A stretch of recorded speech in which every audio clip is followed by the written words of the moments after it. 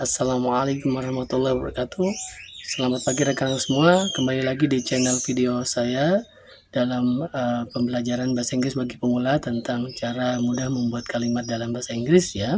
Kemarin kita sudah bahas tentang simple present tense part A dan B ya, dan kita lanjutkan ke tenses berikutnya. Saya harapkan teman-teman dapat belajar dengan semangat ya, dan dalam keadaan baik-baik saja. Oke, kita lanjutkan. Nah, untuk kesempatan kali ini saya ingin membahas tentang simple past tense ya. Jadi ini adalah tenses yang masih simple, sederhana ya. Dan lagi-lagi saya ingin membicarakan tentang fungsi karena ini penting kapan kita menggunakan tenses ini ya. Baik. Yang pertama adalah tenses ini digunakan untuk mengungkapkan kegiatan atau peristiwa yang terjadi di masa lampau dan menjadi sejarah saja ya, jadi sudah menjadi bahan untuk dibicarakan atau diceritakan kembali saja ya. Dan konsep lampau itu berarti sebelum sekarang, entah tahun yang lalu, bahkan 1 menit yang lalu pun sudah dianggap lampau oleh aturan bahasa Inggris ya. Jadi ini adalah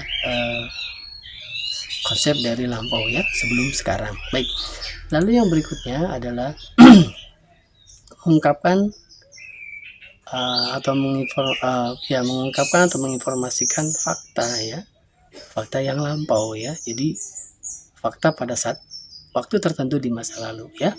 Baik ya, kita masuk ke pola ya dari simple past tense ini ya. Polanya selalu sama ya dalam konstruksi kalimat, yaitu diisi oleh subjek ya, lalu diikuti dengan predikat dan dilanjutkan dengan komplement. Nah, ini adalah kalimat yang sederhana ya. Jadi nanti ada kalimat yang kompleks ya. Kita belajar yang sederhana dulu ya. Baik, dari pola ini kita bisa memasukkan rumus umum untuk simple past tense ini ya. Jadi subjek tetap subjek. Nah, tinggal predikatnya. Ketika kita mendengarkan kata past ya, itu selalu ingat tipe 2 ya. Kemarin kalau kita mendengar tenses ada kata present, berarti kita ingat tipe 1 ya. Karena ini past tipe 2, maka di sini diisi oleh verb tipe 2 ya, lalu diikuti dengan komplementnya. Baik. Nah, kita akan bahas pada video ini ada yang pertama, yaitu tentang pola kalimat yang nominal ya. Seperti yang kemarin sama ya. Jadi rumusnya ketika subjek bertemu dengan kata yang bukan kata kerja atau non-verb, maka dia mengisinya adalah komplement ya, dia tidak mengisi di verb ya, atau tidak mengisi di predikat ya, slot predikat, karena harus kata kerja kalau di slot predikat. Maka predikatnya kosong, akhirnya kita meminjam atau memakai be sebagai pengganti kata kerja ya, karena predikatnya kosong. Be-nya be yang mana? Karena simple past ya, kita ambil bentuk kedua ya. Baik, lalu rumusnya akan lebih detail lagi menjadi subjek plus be2 itu kan ada 2 ya, ada was dan were ya, dari salah satu dari 2 ini, lalu diikuti dengan juga sama non verb itu juga kemungkinannya kita detailkan ada 3 ya. Yang pertama noun, kedua adjective, dan ketiga adalah adverb. Jadi ketiga ini kemungkinannya satu di antara 3 ini ya. Baik, ini adalah rumus untuk yang nominal di simple past tense ya. Baik, kita ini adalah untuk rumus yang positif ya, atau afirmatif ya. Gimana dengan perubahannya? Kita lihat ya. Jadi perubahan untuk simple past tense itu juga tidak berbeda dengan simple present ya, perubahan bentuk negatif dan interrogatifnya ya. Ya, oke, dari pola positif ya, seperti tadi subjek lalu ketemu dengan non verb lalu diisi oleh be tipe 2 predikatnya ya. Maka di sini kalimat contohnya adalah menjadi they ketemu friendly, itu adalah kata sifat ya, friendly, maka they friendly itu tidak baku, maka dia butuh predikat, karena di sini predikatnya belum ada ya. Predikatnya apa? Otomatis predikatnya minjam. B-nya apa? Karena kita bahas dalam bentuk lampau, maka B-nya B2 yaitu were di sini ya. Kenapa nggak pakai was? Kita lihat subjeknya adalah they ya. Kalau they pakai yang were ya. Oke.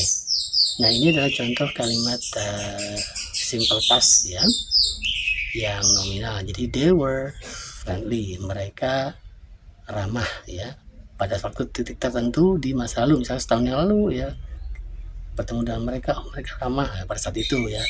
Artinya sekarang tidak tahu ya, bisa saja berubah ya, atau tidak lagi ramah, bisa saja ya. Oke, baik, coba kita simak perubahannya. Ini juga tidak berbeda dengan yang kemarin ya, yang simple present. Ketika subjek ya diikuti dengan B2 ya, ini lalu non verb ini adalah rumus positif yang sama dengan di atas. Ini adalah proses ketika mau masuk not ya, karena negatif itu kalimat yang mengandung unsur kata tidak atau not, maka not masuk setelah ya, notnya masuk di sini ya, setelah B-nya ya. Jadi not masuk di sini ya. Ya, jadi polanya subjek plus B2 plus not plus non-verb. Ini adalah proses masuknya kata not untuk membentuk kalimat negatif ya.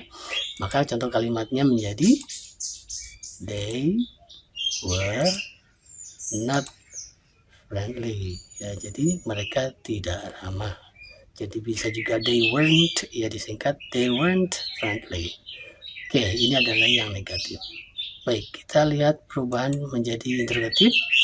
Yang pertama kita lihat dulu dari bentuk positifnya, yaitu subjek, lalu diikuti dengan non-verb, lalu kekosongan predikatnya diisi oleh B tipe 2. Nah, bentuk interrogatifnya, B-nya itu dimajukan ke depan ya, sama dengan yang simple present kemarin ya, B2-nya masukkan ke depan, lalu diikuti sisanya. Sisanya adalah subjek plus non-verb dan diikuti dengan tanda tanya. Seperti ini ya polanya untuk yang interrogatif. Maka contoh interrogatifnya menjadi were they friendly ya, apakah mereka ramah.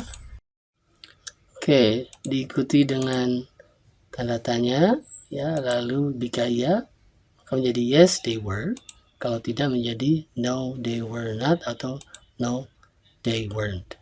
Baik, ini adalah kronologis perubahan dari positif menjadi negatif dan interrogatif.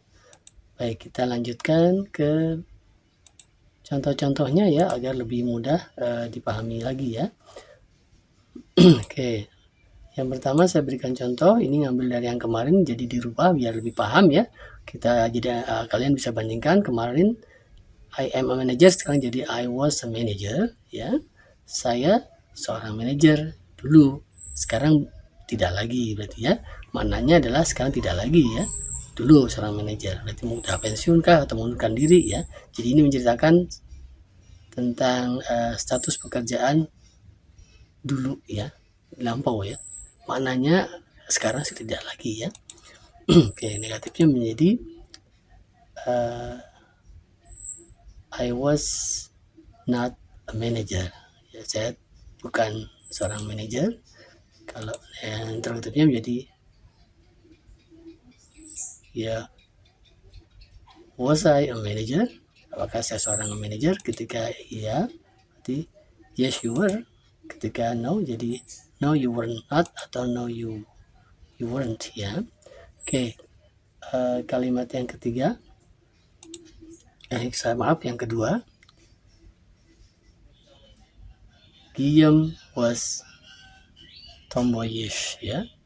Guillaume tomboy ya dulu ya, sekarang belum tahu ya, mungkin bisa saja tidak lagi ya, atau juga tidak tahu karena memang yang bicara ini mungkin nggak ketemu lagi si Guillaume ya, jadi terakhir kali dia lihat ya, mungkin gitu ya, beberapa tahun yang lalu atau di masa lalu tomboy, sekarang belum tentu. Tapi kalau misalkan yang bicaranya itu memang dia sering ketemu Guillaume, berarti maknanya ya Guillaume sudah tidak lagi sekarang ya. Jadi itu adalah fakta di masa lalu ya, tidak lagi sekarang gitu ya. Oke, ketika negatif menjadi Guillaume was not tomboyish ya. Jadi Guillaume tidak tomboy ya. Oke, dulu tapi ya. Nah, kalimat tanyanya atau interrogatifnya, was Guillaume tomboyish? Apakah Guillaume tomboy? Ya, ketika iya menjadi yes, she was. Ya, ketika no, no, she was not, atau disingkat she wasn't ya. Oke, kalimat yang ketiga, ya, Ija and Ipa were abroad ya. Maksudnya Ija dan Ipa di luar negeri dulu ya. Sekarang belum tahu ya. Ini adalah sebuah fakta di masa lalu ya, di waktu tertentu ya, di masa lalu. Nah, sekarang kalau si pembicaranya itu nggak ketemu-temu lagi, cuma menceritakan pada waktu itu mereka ini ada di luar negeri. Sekarang belum tahu ya ada di mana, apakah ada di luar negeri. Tapi kalau misalkan si pembicaranya itu emang sering kontak, masih sering bicara dengan mereka ya, berhubungan atau masih komunikasi, maka maknanya sudah tidak lagi di luar negeri ya, gitu ya, begitu. Baik, kalimat negatifnya tinggal kita masukkan not setelah be menjadi Ija and Ipa was not abroad ya. Lalu kalimat interrogatifnya menjadi were Ija and Ipa abroad. Ketika iya menjadi yes, they were. Ketika no ya menjadi no, they were not, atau no they weren't ya. Nah, di sini pemilihan they karena memang jamak subjeknya ya, Ija dan Ipa kan lebih dari satu jamak, maka kata gantinya they. Dan penggunaan be duanya itu yang were ya, bukan yang was ya. Baik, saya kira ini sangat mudah dipahami ya. Jadi teman-teman dan rekan-rekan semua, para pelajar ya, atau yang memang pemula belajar bahasa Inggris, gimana caranya membuat kalimat. Jadi ini bisa dipahami, saya harapkan dengan mudah ya. Kita belajar ya, bertahap apapun ya, pelan-pelan tapi serius ya. Oke, jadi saya harapkan ada manfaatnya. Saya mohon dukungan bagi rekan-rekan semua untuk channel saya ini supaya meraih manfaat bersama. Baik, sampai ketemu lagi di video-video berikutnya. Wassalamualaikum warahmatullahi wabarakatuh. Bye-bye.